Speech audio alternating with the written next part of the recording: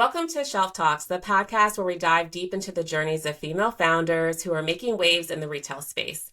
I'm your host, Roberta, and today I'm beyond excited to chat with an inspiring entrepreneur who's bringing sweetness with a purpose to the shelves, Katie Lefkowitz, founder of Harken Sweets.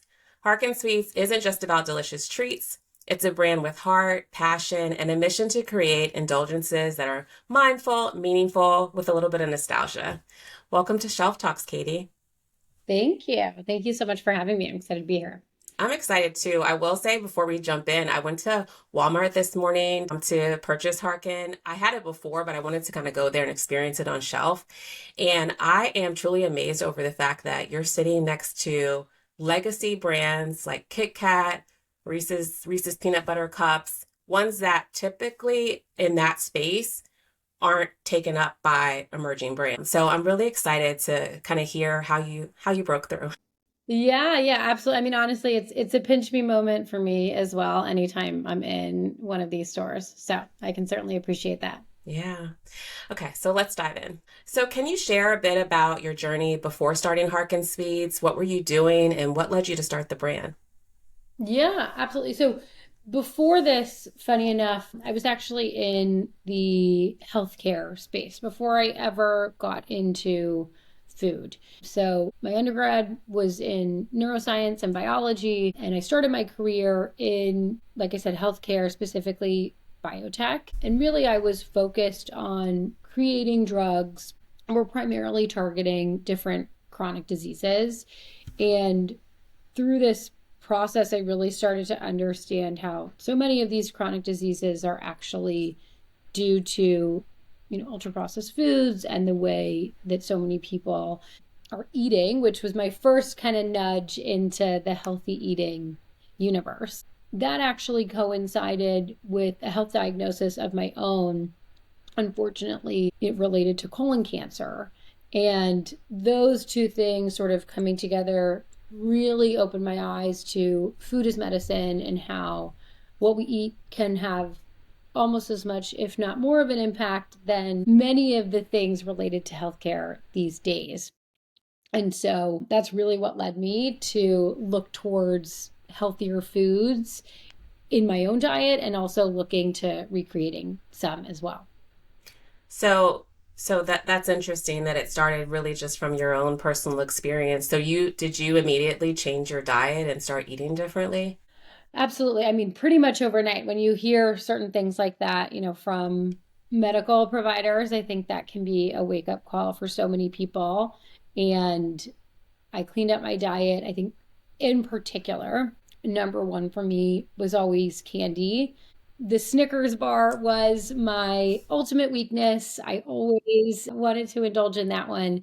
And so really the idea for Harkin was born out of that own desire to bring back candy in a way that's actually good for your gut and not terrible for it, and actually create something that tastes great but still has all of these fantastic health benefits. Yeah. So what kind of are first steps when you say, I want a Snickers bar, but I want it to be healthy? What's the first thing you do? Yeah, I mean, it's been a very circuitous journey, but for me, it really just started by making my own. Like, is this something I can really do? I almost immediately looked to the date superfood, which is something that I had been playing with throughout my health journey and using it as this really amazing natural source of caramel that creates that gooey texture and flavor, but doesn't use butter and sugar and all those things that aren't great for our hearts and our guts and our bodies. So I turned to that, and once I made something that I thought was really unique and special, we're kind of off to the races from a commercialization standpoint. And how long did it take for you to find kind of the right formulation? Oh gosh, I mean, years, if you count the number of different experiments I did in my kitchen, I probably broke a handful of KitchenAids along the way. But I mean, to be honest, getting it right in the kitchen was one thing, but one of the most challenging things was taking that recipe and really getting it to a place where I could scale it and make it in quantities that we would be able to sell to places like Walmart, places, different grocery stores across the country. Yeah.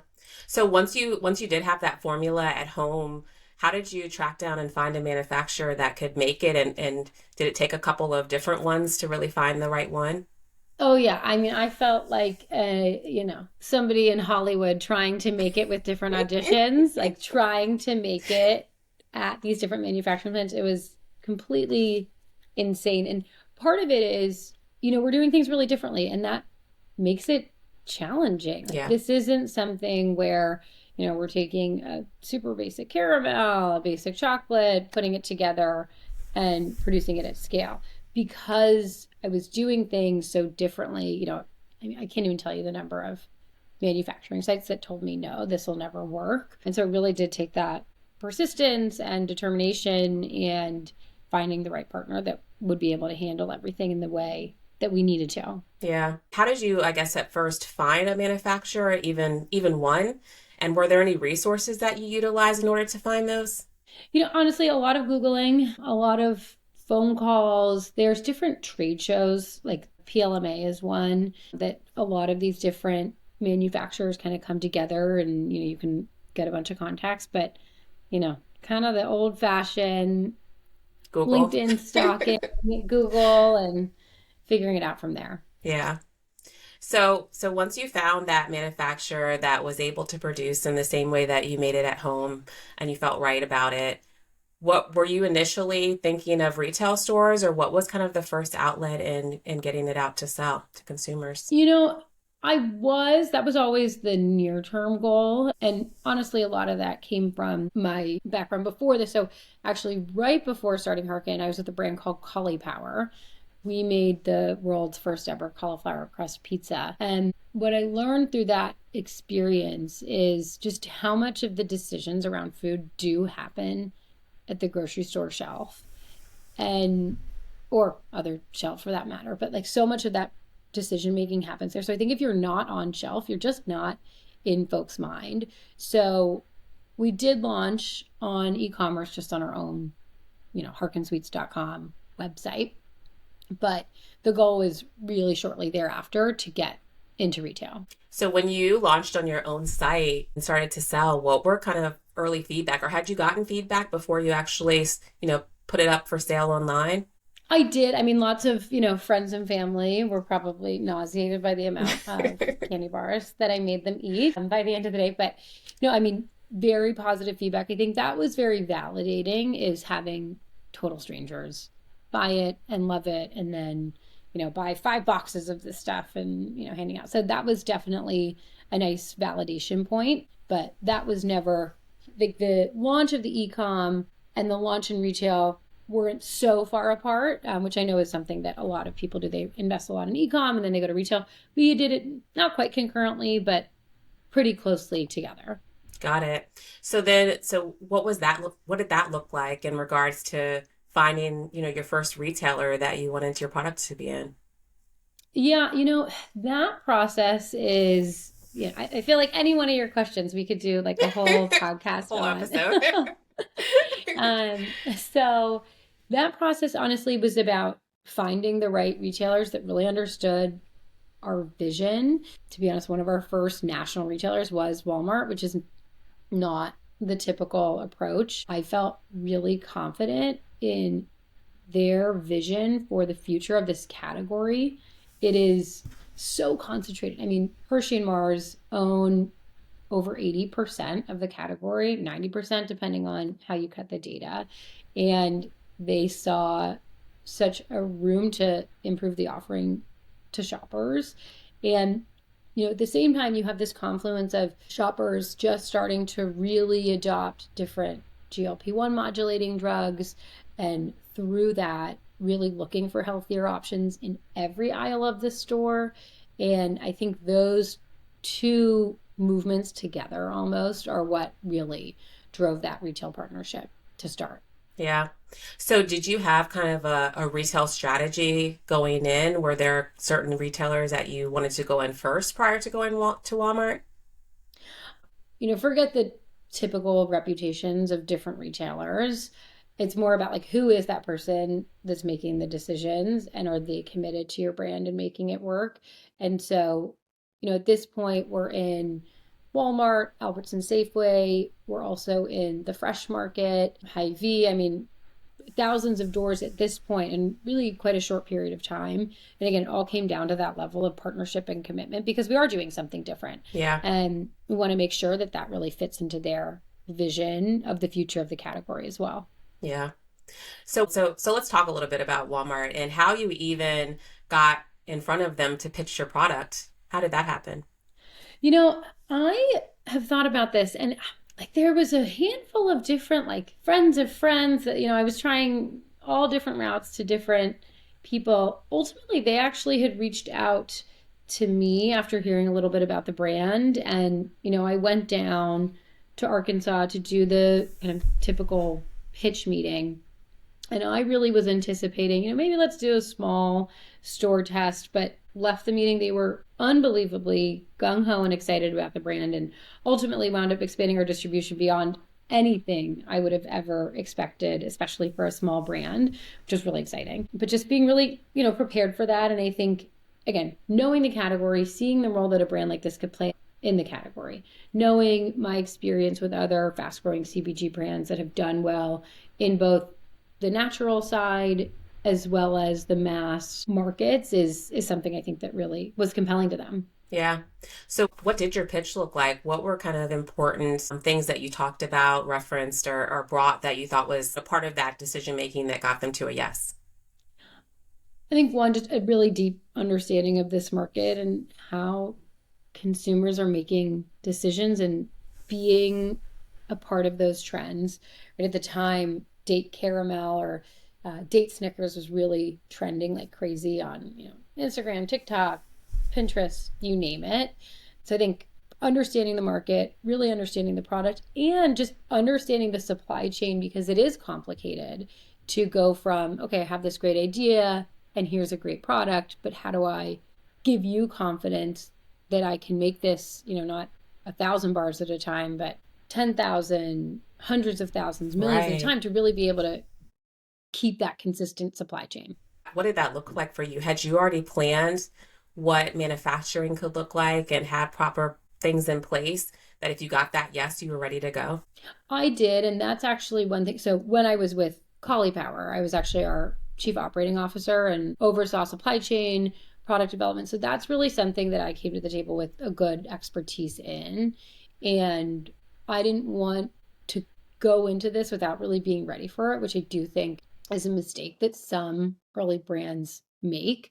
So as soon as we had that conversation and they wanted to go, now that's not to say there wasn't a ton of scrambling to make sure we made it all on time, but we had all of the parties that we needed to make things really get scaled quickly. Yeah. And then how long did it take from the time that you kind of got a yes from Walmart to product actually hitting the shelf? It was about 5 months from that yes to, being on the countless shelves across the country. That's super fast.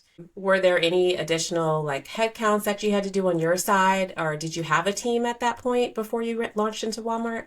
It was just me in terms of full-time people. We brought on our first full-time employee around the same month that we went live. So we got everything out, we scaled everything, and then shortly after brought on some full-time people. Would you, like in hindsight, is that typically how you would tell someone else to start there, or would it be different? I think I had a unique advantage just knowing how, like I knew the supply chain element pretty well and I knew the project management of it just from my prior experience. So I actually liked it because I'm a very detailed in the weeds person. And like, no matter what, I was going to be there on the production line for every single time that we went. But I do think that if you don't have that expertise, like there are so many mistakes that you can make and really costly ones too, that you're much better off having the people with that experience while you go through that process. Yeah. Yeah. So once you were able to get the product on shelf that 5 months after the yes, what did early sales look like? Honestly, from When we started until today, I've been really impressed by the way consumers have really reacted to the brand. And, we're still so early that I think a lot of it is how do you talk about yourself on shelf? 75% plus of decisions in this category are made at the shelf level. And I think that really resonated. The way that we talked about ourselves, the way that we presented the brand really resonated with those shoppers. Did you have kind of a marketing plan gearing up to letting people know? And what did that look like? We did. And honestly, a lot of it was organic social media. I mean, at that point, we started to really get a lot of interest just by, posting our story, posting different recipes, telling everybody what we were about. And that's where a lot of it was aimed, as well as just kind of in store marketing wherever it is possible. Yeah, I see you do a lot of education on your social media on kind of the this or that versus the traditional bars. Have you found it hard for consumers to understand that this is a great tasting bar without kind of the sugars and preservatives that people typically, see and kind of think that makes it taste good when it comes to a candy bar? It's a great question. I think because there has been such a movement in this world to get rid of all that junk, people really do start to expect something different. Now, I always say tasting is believing, though, right? Like you can hear all these nice things, but it really does take trying the product to fall in love with it. And then these people become evangelists. So we've had a lot of, influencers, also just, people who maybe don't have a big following, but share with their friends and family. And that's honestly been the biggest promoter of our brand, has been people just sharing with people that they know that this is now an option. Right? Like you can have that candy bar you used to love growing up and, feel great about it Yeah. afterwards. Yeah. Do you do any sampling or anything like that?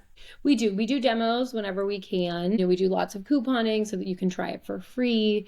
And I think that's a really big piece of the marketing puzzle for any new product because Yeah. again, it's a big commitment, right? People aren't sure if they're going to spend money on something they haven't tried before. So getting as many candy bars into as many people's mouths so that they understand what it tastes like is so important. Yeah. Out of all of kind of the different marketing channels and avenues, what are the ones that you felt have been kind of the best in regards to seeing, results from a sales perspective? I would say that demo and sampling, as well as influencers and word of mouth, those have definitely peaked for us, as well as online. Like there's a lot of digital tools with different, many of these retailers, and we've always found. I mean, we outperform the category digitally by about 4 to 5x, which is really interesting because we are still a new brand, but I think because the search terms that people are looking for are ones where those old school folks just they don't have any product that's relevant for them. And so our performance online has really been fantastic. Yeah. Yeah. So being on the shelf next to products like Kit Kat and Reese's, was that something that you brought to the table? Was that something that retailers had already thought about in regards to having and allowing space there? Because typically in products like that, years ago, you would see them separated from traditional, but now you're seeing this merge into one where you have the opportunity to have this better for you product sitting right next to, the traditional one. I think we're exactly at that precipice where, back in the day, maybe it was true that you had your kind of healthy eating set and then your more traditional set, and they were separated or identified in some way by the store. But, with the decline in interest almost for those really just ultra processed, not great for you products, there is such a demand for products like this that you can actually be on shelf next to them. And the nice thing about it is, we're really growing the entire pie by being on shelf. And from a retailer's perspective, right, what does another flavor of old candy bar X, Y, and Z really do for me? Whereas if you're gaining an entirely incremental customer by having Harkin on shelf, that really grows the category for them. So it's a win-win for Harkin and for these retail partners. Yeah. Where do you see this category going? I don't pretend to have a crystal ball, but I think especially what you've just been seeing, like the desire to move away from these processed ingredients and the desire to move towards really things that taste just the same, but don't have all that junk in it. I think I see that move towards natural and the move towards functional as well. Like people want every calorie that they're ingesting to do something for them. Yeah. And when it's empty calories, it's just empty calories. And so if you can still achieve that while having that functional benefit, I really believe that that's the future. Now it's not going to change overnight, right? It'll be a process to be there, but the retailers that are really investing that, I believe are going to be the ones who win, and then, slowly everybody else will catch up. Yeah. How has it been from a replenishment standpoint? I know you have, your background is in this, so I'm sure it's been probably a lot easier than people that don't have any experience. But what would you say are the best recommendations? A lot of people say it was great from an initial, I was ready and prepared, but then with the replenishment orders, I wasn't able to quite understand when they were coming, what the quantities look like. How did you prepare and make sure that you're being able to fulfill on time those next orders? It's a great question, and I think you're absolutely right in terms of the experience of other folks. I think the key here is making the folks on the, replenishment supply chain team at the retailer level, like they need to be your best friends. You need to hear everything about what's going on at the warehouse, like what levels of inventory. We get updates every single week for how much inventory is at their warehouse. So we can see, okay, well, we know this is the sell through. We know you have this much. We think that they might be running low. And we're constantly saying like, hey, I think you might be running low on this. Why don't we get you another batch now so that there's no outages on shelf? And it takes that level of analytics and observation of what's going on. Again, not at your warehouse, but their warehouse, so that you have ample lead time to be able to continue to produce if something does, start to really speed up in velocity. Yeah, I love that, just being able to take ownership of the inventory that isn't sitting where you are, but even sitting at the retailers and making sure that they're also watching and making sure that they have the inventory to fulfill. What about your relationship with the buyers? What does that look like?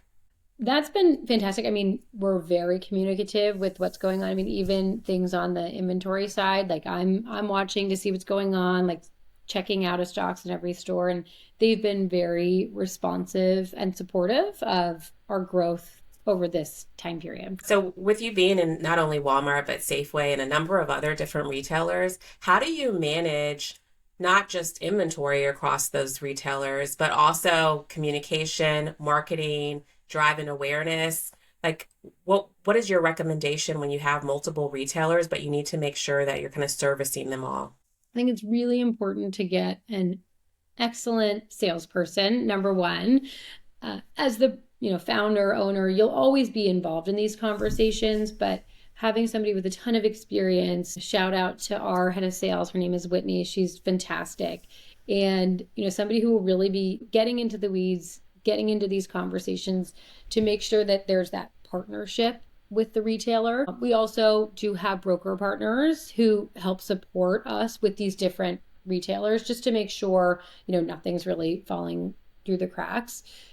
The interesting thing is, like, no matter how many stores a retailer has, right, whether it's 4,000 or 10, they almost take the same amount of focus and energy, because at the end of the day, it's how do we make sure we show up on shelves correctly? How are we communicating with that buyer if there's anything going wrong? And that's why having somebody who knows really where to look and to poke is so, so, so important. Yeah. So they kind of do the day to day and then come to you when there is a major challenge or a conversation that needs to happen that's a little bit deeper than what they can handle. Exactly. I'm a big fan of hire people you trust and let them run with things. And, obviously being that strategic touch point, but making sure they have, the ability, the confidence to really get in there and, figure out what's going on, and making sure that, we're able to sell well and look well in all of these varied retailers that we're on the shelf of. Yeah. So from your own team, what does that look like today? How many people are on your team, and what are kind of the core people that you feel should be first in hiring? So right now, in terms of full-time people, we actually are only at three, if you include me. So myself, Whitney, who runs sales, and then Megan, who runs our operations. But we do have a number of different kind of contractors that really help supplement the team. I would say, I mean, sales, marketing, operations, finance as the functional juggernauts, and making sure you have people, again, whether it's outsourced or full-time people, to really drive those forward and all have a seat at the table and have a voice, because they are so interconnected. And if one piece of that is too quiet, you're going to end up making some decisions that maybe won't be the best for the long term. Yeah. So what does a typical day for you look like? Oh gosh. I mean, it really, I can't even tell you how much it varies. So much of it is, if we're in review season, it's a lot of different sales conversations. If, we're in production right now, so I still fly down to almost every manufacturing run to make sure things are going well. It's lots of R&D, but I mean, it's pretty much a 24/7 kind of job. The thing I love about it, honestly, is that no 2 days are alike. Yeah. What kind of gets you excited every day? I think honestly, my favorite hat that I wear is I'm the chief customer service operator. If you email hello@Harken Sweets, you're emailing me. And it is hands down my favorite part of this job. I mean, the notes that we get from different people who happen to find us on Instagram or happen to find us on shelf at a grocery store. I mean, the way that they talk about how this candy bar has changed their life. And they take the time to reach out and say, oh, my A1C was borderline and I just started eating your candy bars instead of Snickers and now I'm literally back to normal. I mean, these people are what gets me up every day in a way that I never could have dreamed possible. And it's why we do what we do. It's why we work, kind of like crazy people. It's really for them. Yeah. No, that's great. That's amazing. So going back to kind of being in stores, is there anything that once you were on the shelf, you wish you would have known before you even launched? That's a good question. I think, again, really just understanding that customer and how to communicate with them and making sure your packaging is really doing that. In this category, it can be a little bit confusing because, we are a better for you candy bar. And we actually sometimes will be in the nutrition bar set of certain grocery stores, or sometimes we'll be in the main candy aisle. Sometimes we'll be in the checkout aisle. So it does vary. And I think from a merchandising standpoint, really understanding where to direct people to find you can be a little bit of a game because you don't necessarily have control over where you're placed, being merchandised. Yeah. Which I know is, I'm sure, an issue very near and dear to your heart, given the role that you play, and just really understanding it and making sure you can communicate that because it will vary. And then, to your point, to the earlier point, as the chief customer services officer, so many people are like, I went to this store, I couldn't find you. And then you have to kind of redirect them to the right location. What's the ideal location for your products? I feel with our full-size bars that the checkout has been fantastic because, again, it gives people that sense of what they should be replacing for Harkin. So, right, whether it's that Snickers or Milky Way or what have you. But to be honest, it's really retailer dependent because a customer's whole context changes for different stores. And I like to approach it with more of a scalpel than a sledgehammer so that we're in the right location for each retailer that we're talking with. Yeah, no, that's true. You could have that consumer shopping different locations based on different locations within the store based on kind of how the store is laid out and what the store's mission is. So you talked a second about packaging. Were there any changes that you had to make in packaging once you went into retail stores from that original version? Not quite. We are working on it. I mean, I think I always say the only two things you can count on in life or the only three things you can count on in life are death, taxes, and packaging changes, right? You will always there's always a way to improve. There's always, thoughts that you have in the middle of the night. So we'll continue to kind of roll those out, but nothing major today. That's great. So you didn't have to make any changes from your initial packaging to when you went on retail shelf. Well, we did not have any time to, but but no, we're very lucky. I mean, there was nothing, you hear these horror stories of I got all these printed and something was misspelled and like had to throw all this away. But we've never had that kind of issue. That's great. So you launch with 2 flavors, right? What does it look like from a future perspective? Are you thinking about new flavors, new formats? We are. So I'm constantly, still tinkering with different product ideas. And I will definitely let you know, but we have some very fun announcements like March, April coming out this year. Well, that's fun. That's exciting. Yeah. Yeah, we're excited. And then from a retail standpoint, again, you're in a number of stores. What is your vision for growth there? Are you looking to go into more retail stores? Do you have a different kind of strategy and plan as you move forward? Definitely. I mean, I think based on the performance we've had so far, we've now been getting, lots and lots of inbound requests from different retailers. So trying to keep up with demand there and continuing to expand. I think what we've been able to prove so far is that this product really works in very different channels of grocery. So, right, you have mass, you have conventional, you have natural, and it's really about, rounding out that distribution so that no matter where you're shopping, you're able to find a Harkin bar. Yeah. What about price point? With your price point, is it kind of in line with kind of the traditional bars, higher? And then how do you, get that consumer to understand the difference, if so?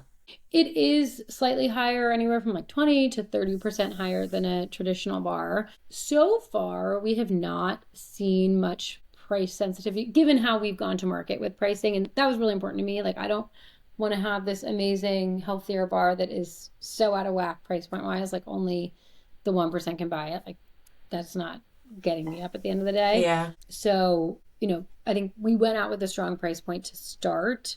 And again, to date, have not had much pushback with consumers. And so we're never going to be able to compete head to head with them on pricing. And frankly, if we could, it would be like a bit of a, how would we be able to do that? But again, I've tried to keep it really accessible because it's just core to who we are. Yeah, I think too. I mean, as long as products like this, Better For You are a little bit more in price, consumers understand it because they know that it's better quality ingredients. And I feel like they expect to pay a little bit more there. Totally. What do you see in regards to the growth plan for the brand as we, near into the next 3 to 5 years? Your ears must be burning because we are still in the middle of our planning process as we speak. But, lots of growth ahead, I think. I mean, we've barely scratched the surface for retail distribution, for, reaching consumers for products. To your point, I mean, we have 3 SKUs at this point, and they have done a lot of heavy lifting. And there's just so many other ways that we can kind of take our date caramel platform and expand it well beyond where we are now. Yeah. So where can listeners find Harken Sweets? Where can they buy? Can they continue to follow the journey? So the easiest place to figure out where we are sold near you is on our website. So harkensweets.com. We have a store locator there. But the major national players that we're in are, like we mentioned, Walmart, Albertsons, Safeway, Fresh Market, Hy-Vee, a whole bunch of, 20 store chains. So really throughout the country, you shouldn't be too far of a drive away from a store that carries us. And then we're also sold on our website, Amazon, TikTok Shop, all that good stuff. And then at Harken Sweets is our handle on all social media platforms, and you can follow along there. Perfect. I'll definitely make sure that I list all of those in the show notes. What would be kind of your one takeaway for others looking to enter retail that you wish you would have known beforehand? I would say, really understanding how you go to market with every single retailer is so important. And just trusting the people that are making decisions at that retailer and really understanding what their vision is for your product and just working hand in hand with them to make it happen. That partnership is really all that matters at the end of the day to kind of go to market successfully. Yeah. And I would definitely start there. Love that. Love that. Well, thank you, Katie, so much for coming on Shelf Talks. Great conversation. I think a lot of great knowledge too. Yeah, you're welcome. Thank you so much. This is a great time. Thanks.